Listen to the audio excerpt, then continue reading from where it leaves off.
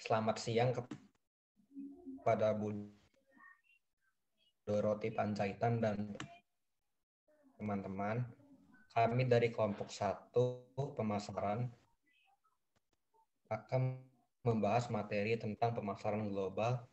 Kami akan memperkenalkan diri terlebih dahulu. Yang pertama ada Dini Febrianto dengan NPM 201101101002. Yang kedua ada Incira Adela Safira dengan NPM 2011001004. Dan yang ketiga ada Yuni Ardianti dengan NPM 2011001005.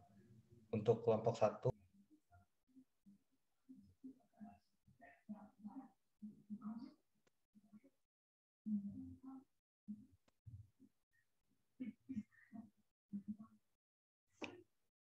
Yang pertama, pemasaran dalam panggung global, perdagangan dunia.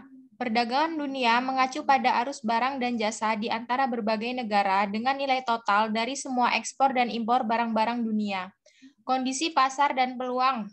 Seringkali sebuah perusahaan memutuskan sudah waktunya untuk go global karena kesempatan untuk mengembangkan bisnis dan keuntungan yang lebih besar dalam pasar domestiknya telah mencapai puncaknya dan bahkan mungkin menurun, sementara pasar luar negeri menawarkan peluang pertumbuhan yang besar. Pertimbangan keuangan kompetitif perusahaan. Keunggulan kompetitif adalah kemampuan strategis perusahaan dalam persaingan bisnis. Keunggulan kompetitif perlu dipertimbangkan karena dapat memberikan keuntungan bagi perusahaan, konsumen, dan juga calon investor. 2.2 Memahami internasional, perdagangan regional, dan kontrol perdagangan global dunia. Yang pertama, inisiatif dalam kerjasama internasional dan regulasi. WTO. WTO adalah organisasi perdagangan internasional yang mengatur perdagangan antar negara di dunia. Organisasi WTO memiliki kedudukan yang independen dan terlepas dari badan khusus PBB. Yang kedua ada World Bank atau Bank Dunia, merupakan sebuah lembaga keuangan internasional yang menyediakan pinjaman kepada negara berkembang untuk program pemberian modal. Tujuan resmi Bank Dunia adalah pengurangan kemiskinan. Yang ketiga ada IMF. IMF adalah organisasi internasional beranggotakan 189 negara yang bertujuan mempererat kerjasama moneter global, memperkuat kestabilan keuangan, mendorong perdagangan internasional, memperluas lapangan pekerjaan sekaligus pertumbuhan ekonomi berkelanjutan, dan mengentaskan kemiskinan di seluruh dunia. Hambatan perdagangan antara lain, yang pertama ada tarif. Tarif merupakan pajak yang dikenakan pada impor.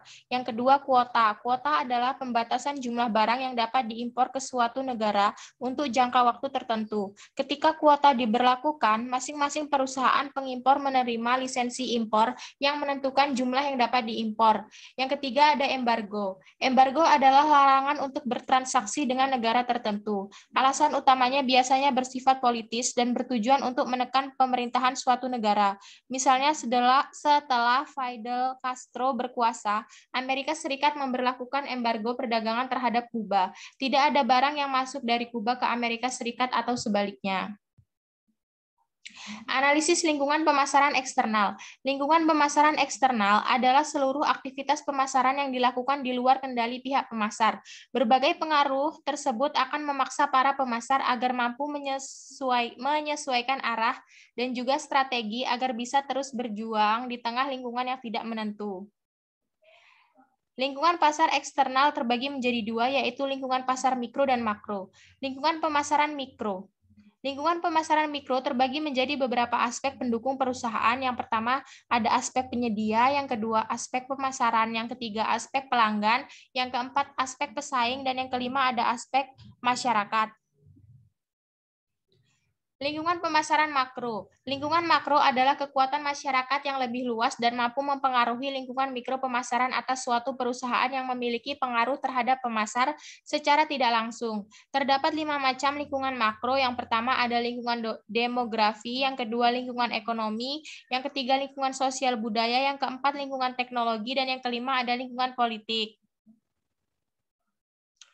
Strategi perusahaan untuk memasuki pasar global yang pertama ada produk.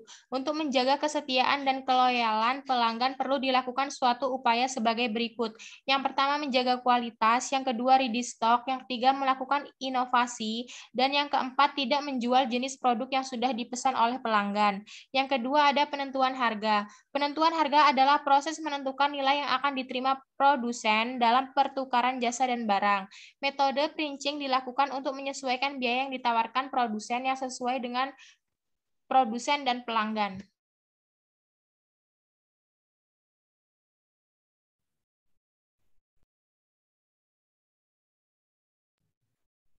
Yang ketiga ada distribusi. Tujuan diproduksinya produk pasti agar bisa sampai ke para pengguna atau pengguna akhir. Distribusi dapat dilakukan secara yang pertama langsung, yaitu sistem penyaluran barang atau jasa tanpa melalui perantara sehingga penyaluran barang langsung dari produsen kepada konsumen. Contoh, pedagang bakso langsung menjual dagangannya kepada konsumen. Kedua, semi langsung, yaitu sistem penyaluran dari produsen kepada konsumen melalui pedagang perantara yang merupakan bagian dari produsen. Contoh, pabrik tekstil menyalurkan kainnya melalui konventer. Yang ketiga, tidak langsung, yaitu sistem distribusinya dari produsen kepada konsumen melalui agen, grosir, makelar, komisioner, dan pedagang kecil yang bertindak sebagai perantara. Contoh, PT Pertamina yang menyalurkan gas LPG melalui agen-agen gas LPG. Next. Yang keempat ada promosi. Promosi merupakan ujung tombak supaya barang yang diproduksi diminati konsumen dan bisa dijual. Maka dibutuhkan penyampaian komunikasi yang baik antara pihak perusahaan kepada konsumen agar informasi mengenai produk bisa sampai ke konsumen, mengenai ketersediaan produk, beda produk, pengenalan kebutuhan, dan lain sebagainya. Perusahaan dapat membuat website untuk produk atau perusahaannya agar konsumen dapat lebih mengenal produk yang dipasarkan. Next. Etika dalam pemasaran. Etika pemasaran adalah tentang membuat keputusan pemasaran yang benar secara moral dengan mempertimbangkan tidak hanya keuntungan bisnis, tetapi juga perspektif moral dan implikasi sosial dari tindakan Anda. Etika pemasaran berkaitan dengan prinsip-prinsip moral di balik operasi dan regulasi pemasaran. Tanggung jawab sosial seorang manajer pemasaran meliputi pengembangan program pemasaran dan meningkatkan kesadaran dan penerimaan ide-ide dan praktek-praktek sosial. Next. Berikut adalah daftar kode etik dalam pemasaran. Yang pertama, komunikasi pemasaran harus didasarkan pada kebenaran dan integritas. Kedua, konsekuensi dari tindakan perusahaan menjadi tanggung jawab para manajer. Ketiga, pemasar harus bertindak secara profesional. Keempat, perusahaan harus memenuhi tugasnya dalam pertukaran komersial. Kelima, iklan harus dibedakan dengan jelas dari konten berita, pendidikan, atau hiburan. Keenam, pemasar harus mengupayakan tindakan mereka untuk memuaskan kelompok kepentingan atau pemangku kepentingan perusahaan seperti pelanggan, karyawan, dan pemasok. 7. Perusahaan harus melindungi privasi konsumennya. 8. Tindakan pemasaran harus mematuhi legalitas masing-masing negara. 9. Perusahaan harus memberikan tanggapan yang tepat waktu atas keluhan pelanggan. 10. Nilai-nilai budaya organisasi harus dihayati dan dikomunikasikan dengan pemangku kepentingannya. Next.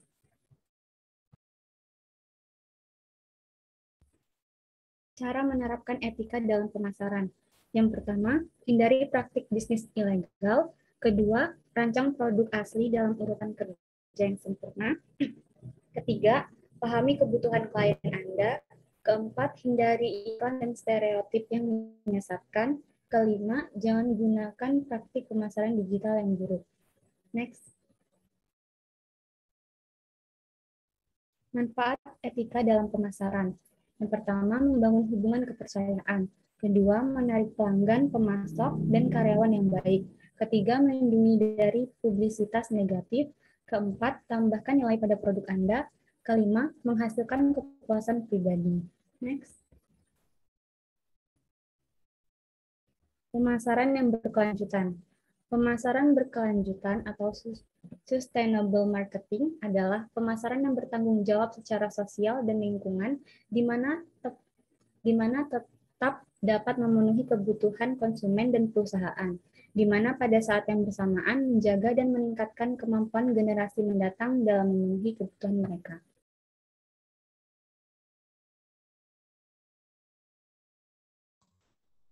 Ada 5 prinsip pemasaran berkelanjutan yang dapat menjadi pedoman bagi perusahaan yang akan menerapkan konsep pemasaran berkelanjutan.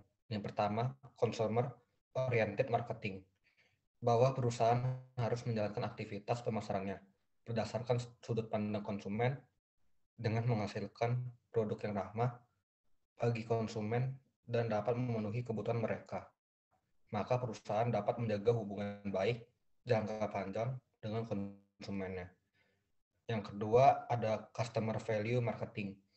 Perusahaan harus menanamkan investasi terbesarnya pada pemasaran yang membangun nilai konsumen, bahwa dengan memasarkan produk yang mempunyai nilai tinggi, di mana di dalamnya termasuk meningkatkan kualitas hidup konsumennya, maka konsumen akan memberikan nilai lebih kepada perusahaan. Next.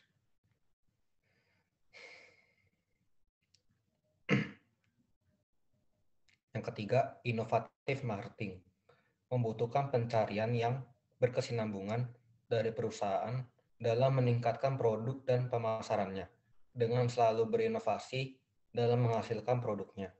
Maka, perusahaan tidak akan kehilangan pangsa pasarnya. Yang keempat, sense of mission marketing. Perusahaan harus dapat mendefinisikan misi perusahaan ke dalam konteks sosial dibandingkan produknya. Apabila perusahaan dapat menetapkan misi yang lebih ramah secara sosial, maka semua elemen perusahaan, termasuk karyawan, akan merasa bahwa pekerjaan mereka memiliki makna yang tinggi.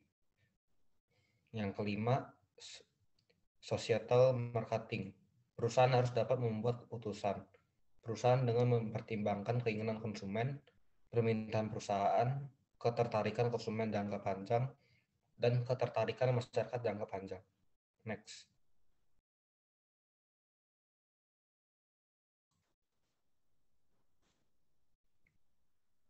Next.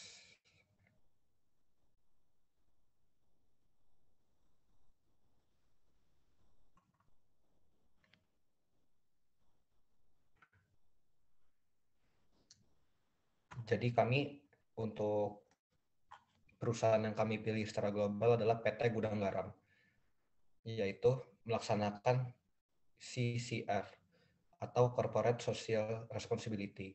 Jadi Corporate Social Responsibility ini merupakan sebuah bisnis atau bisa disebut strategi PT Gudang Garam dalam menciptakan lingkungan yang ramah. Yang pertama, ada proyek Bandar Udara Dohoho.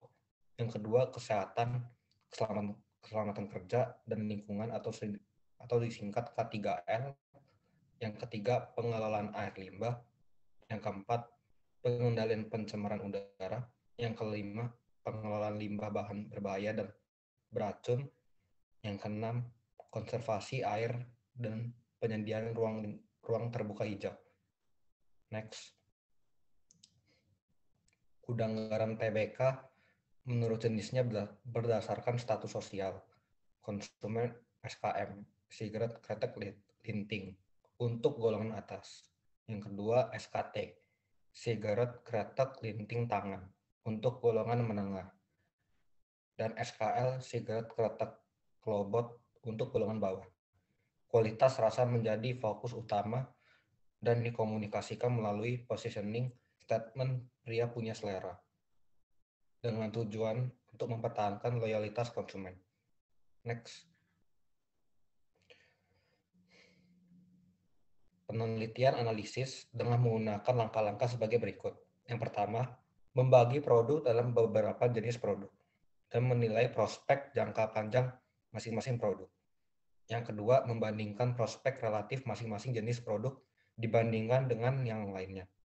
Yang ketiga, mengembangkan sasaran strategik dengan memperhatikan masing-masing jenis produk. PT Gudang Garam telah mendistribusikan produknya sebanyak 85,2 miliar batang melalui 3 distributor besarnya pada tahun 2018. Next.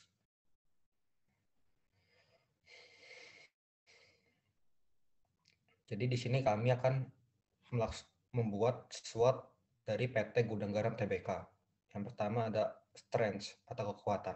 Yang pertama, perusahaan menggunakan teknologi pengolahan bahan baku dengan berbagai teknologi serta pendukungnya untuk menghasilkan rokok dengan ekspektasi para konsumen. Yang kedua, banyak produk dari PT Gudang Garam Tbk yang memiliki brand awareness yang cukup tinggi dengan kadar tar dan nikotin yang cukup rendah, yang menjadikan produk tersebut sebagai produk unggulan daripada pesaing dengan produk sejenisnya. Yang kedua, perusahaan memproduksi berbagai macam variasi produk ke dalam berbagai kelas dan ragam yang memenuhi pasar Indonesia. Yang keempat, perusahaan memiliki jangkauan distribusi yang tersebar luas dengan sistem distribusi yang terorganisir di seluruh Indonesia. Yang kedua, weakness. Kurang cepatnya perusahaan dalam mengikuti tren pasar dalam bidang inovasi disbanding kompetitornya. Yang kedua, biaya yang cukup mahal dari segi bahan baku maupun teknologi yang digunakan oleh perusahaan dalam proses produksi. Yang ketiga, perusahaan mengandalkan produksi produk rokok kretek yang memiliki kadar nikotin dan tar yang masih relatif tinggi. Padahal konsumen cenderung menyukai rokok dengan kategori low nikotin. Next.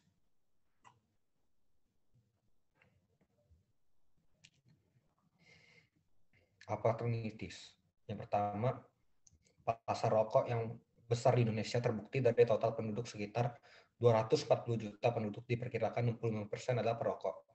Yang kedua, penjualan sebagian besar di Pulau Jawa sudah mencapai 50%, sehingga masih terdapat banyak kesempatan dan potensi untuk memperluas penjualan ke daerah lain. Selanjutnya, threats. Yang pertama, peraturan pemerintah mengenai dampak negatif yang ditimbulkan dari rokok. Yang kedua, pembatasan promosi dari produk rokok melalui PP nomor 81/1999. Yang ketiga, meningkatnya harga bahan baku tembakau dan cengkeh diakibatkan karena cuaca yang buruk. Dan yang keempat, kenaikan bahan bakar minyak dan kebijakan pemerintah lainnya secara tidak langsung menyebabkan inflasi yang dapat mempengaruhi daya beli para perokok. Next. Analisis eksternal. Yang pertama, pesaing. Ada beberapa perusahaan rokok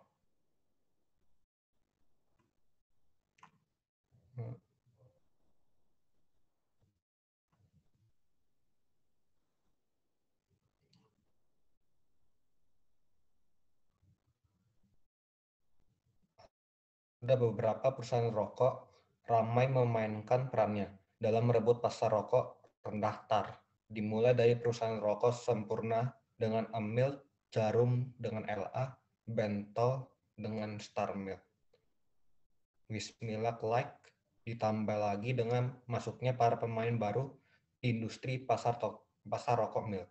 Yang kedua, teknologi. Kemajuan teknologi menyebabkan Gudang Garam harus terus berpacu mengikuti arus perkembangan teknologi. Next. Konsumen. Opportunity-nya adalah adanya segmen market tertentu yang loyal dengan merek-merek tertentu, yang terjamin kualitasnya dan sudah pas dengan cita rasa yang diberikan. Multi segmen, Gudang Garam mempunyai produk untuk berbagai segmen pasar. Selanjutnya, trade. Persaingan harga dengan meningkatnya harga jual eceran yang disebabkan oleh naiknya harga bahan baku dan langkanya persediaan cengkeh, kenaikan biaya cukai menyebabkan daya beli konsumen menurun. Harga menyamai produk premium. Dan yang kedua, perokok baru masuk dalam industri rokok milk. Next. Sekian presentasi dari kelompok 1. Apabila ada kata atau kalimat yang diucapkan salah, kami mohon maaf dan terima kasih.